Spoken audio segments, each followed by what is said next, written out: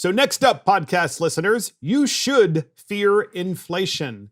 Yeah, you should fear inflation. And this is all part of the party war that's really going on because the party in power in the White House makes policy.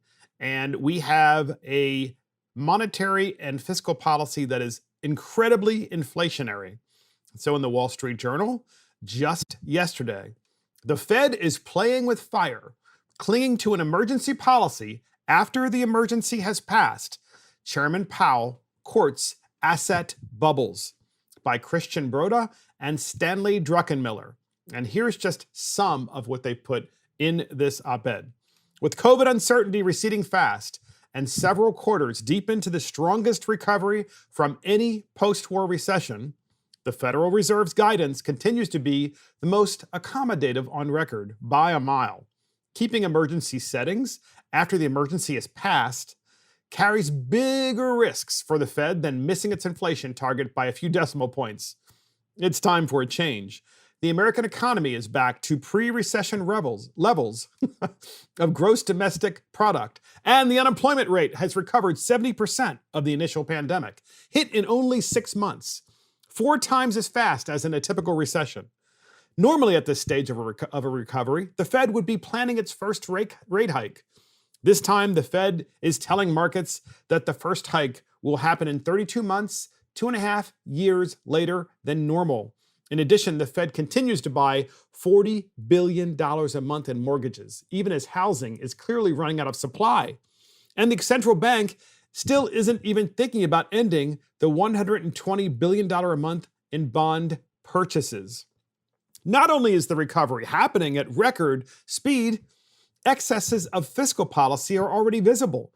Consumers are spending like never before, construction is booming, and labor shortages are ubiquitous. Thanks to direct government transfers, 2/3 of all relief checks were sent after the vaccines were proved effective, and the recovery was accelerating. Opportunistic politicians didn't let the pandemic go to waste. Especially after the Trump years, Congress has decided to satisfy its long list of unmet desires. And so we have inflation. Is anybody that's out there in podcast land, does anyone even think that inflation for a moment isn't happening? And I'm not just talking about the inflation that is the most obvious, such as gasoline, fuel prices, but food prices. Not just the food that you buy in the grocery store, but if you try to go out to eat and you see the food prices in the restaurants, and if you go out to shop, I mean, all price points are increasing. And yet the Fed and the Biden administration are doubling down on monetary policy and on fiscal policy to, I suppose, to inflate the economy out of a recession. Folks, the economy is so overheated now. Just to give you an example, I have a brother who is renovating his house. He's doing so in large part because interest rates are so low. Can't blame him. He's had the house for many years. The house is dated, and has decided, now's the time for me to completely and utterly renovate the inside of my house. So they're all excited, just like many of you are out there when you buy a house or you want to build a house.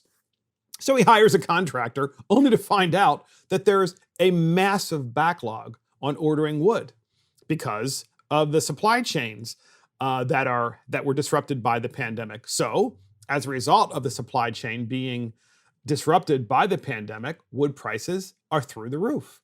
And so are construction labor prices. And so are all of the other inputs, including the appliances that go into the kitchen.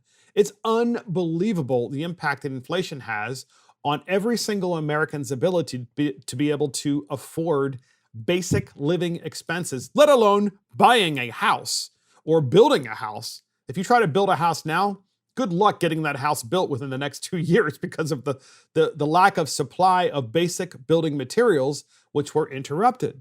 And this is all part of, in my opinion, why the party structures are going to change so much.